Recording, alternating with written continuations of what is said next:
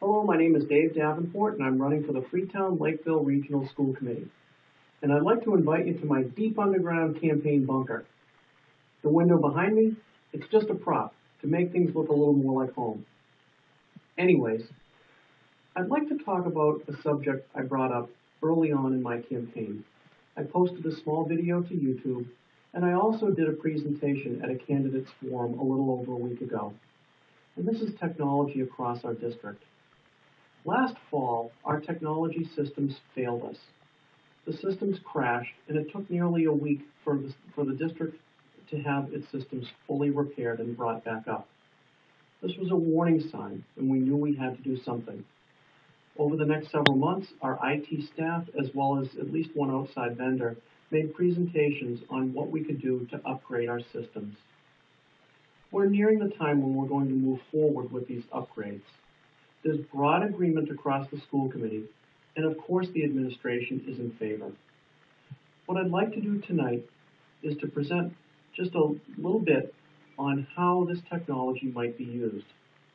We do have some teachers who are already trying to use updated technology to the extent they can within our existing system. These small experiments could become the norm once we get fully upgraded, train our teachers, and then invite our students to bring their technology devices to school and start using them in the classroom.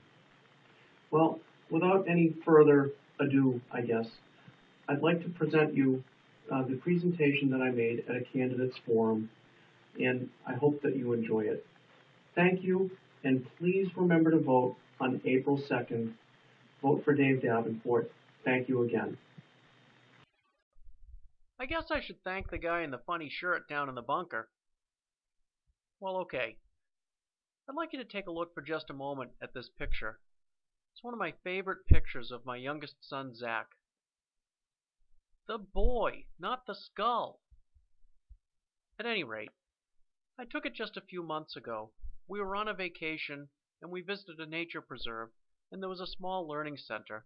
I sent my boys in to go around and see what they could see. I came upon Zach just as you see him. Every parent loves candid photos. It's usually a matter of snapping the photo at just the right moment. But in this case, Zach was transfixed. I had all the time in the world. I didn't want to let the moment end, but I had to. So I took my picture and I asked Zach, "What are you thinking?" And he said, "Now everybody knows some things about alligators. They've been around for 100 million years, since the time of the dinosaurs. And they survived the dinosaurs. They're pretty good at what they do. Now alligators seem to be pretty much ready to go out of the shell. Just give them enough time, you get a big alligator." But what about this guy? That's a different prospect altogether.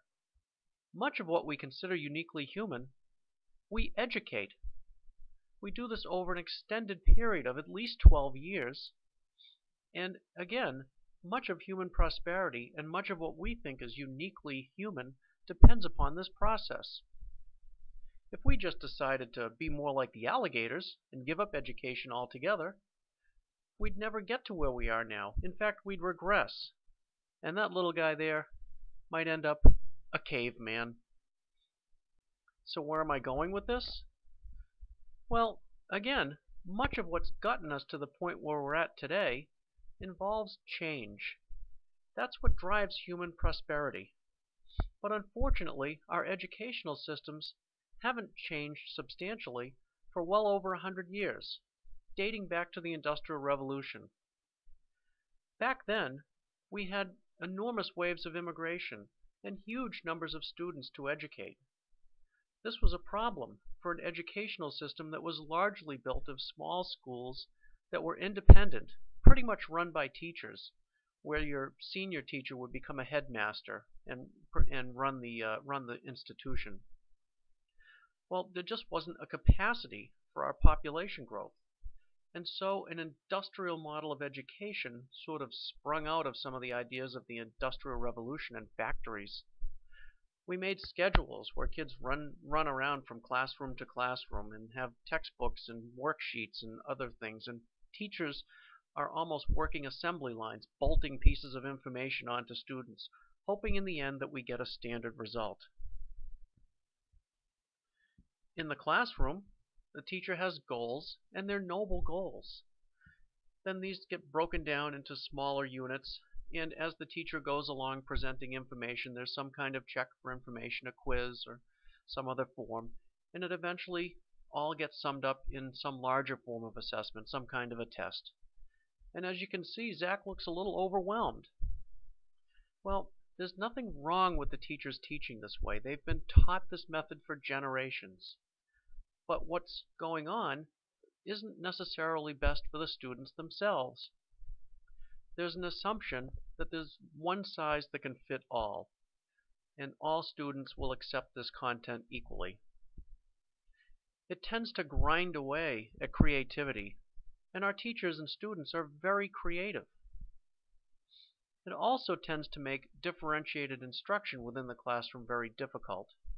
So teaching students of varying ability all to try and maximize their potential becomes difficult. In an assembly line process, things tend to merge towards a middle. And lastly, this system is an increasingly poor match with our real world for our students that's beyond the school horizon line. They've grown up immersed in technology. It's all around them. It's all around us, by the way, too. But when we have our kids go to our school, it's like stepping into a time machine. Technology is in some ways excluded from their experience. What's an alternative? Well, instead of pushing a lot of information on our students, let the students pull information from content that's put in front of them. The teacher has the same goals, but much more access to content than they could ever have in a standard classroom environment. This is where technology is a key. It's not just bigger and better computers for the sake of having them. It's to give the student more choices and more information that's relevant to them to master. The teacher's role changes slightly. The teacher doesn't diminish in importance, but they become somewhat more of a guide and a coach, and they can assess the student while the learning process is happening. There's a potential for highly individualized learning within the classroom. There are a few teachers in our school system experimenting with this right now to the extent they can with our technology system in the state that it's in. We could do this much more with an upgrade to our technology. So to sum up, an alligator is an alligator. Enough food, a little time, and there you go. The big question is, what are we going to do with this guy who's going to pop up here in just a second? You saw him before. There he is. Are we going to have the caveman? Or are we going to have modern man? The choice is yours. Thank you. My name is Dave Davenport, and I'm ready to fight for our students like I have been for my first 2 years. Whether it's a 4th grade that should be going to our newest and best renovated school instead of letting that school lay nearly empty, or whether it's other issues that apply to all of our various students across our schools and across our district. I'm engaged, I'm ready to bring community perspective into our meetings, and I'm willing to do the best that I can possibly do for you. Again, thank you. Please vote for Dave Davenport on April 2nd. Thanks again.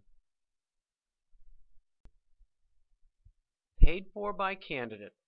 Although, I can't really figure out how this actually cost me anything, and I don't believe public access cable is charging me anything.